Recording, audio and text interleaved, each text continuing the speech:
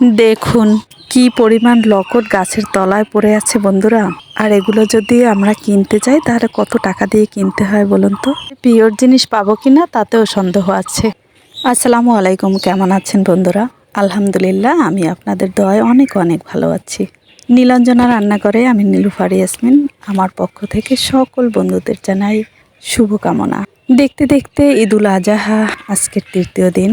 ঈদুল আজহায় বাড়িতে এসে আপনজনদের সাথে ঈদ কাটানো সেই মানুষগুলো আবার কর্মস্থলে চলে যাবে সেই চিরচেনা শহরে।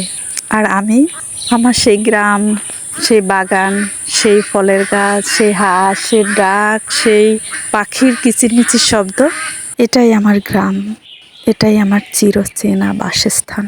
গাছে কত লকট ঝুলে ঝুলে রয়েছে, এগুলো পাখিতে খাচ্ছে, নিচে পড়ে একদম সাদা হয়ে যাচ্ছে, কিন্তু খাওয়ারও লোক নাই, পাড়ারও লোক নেই।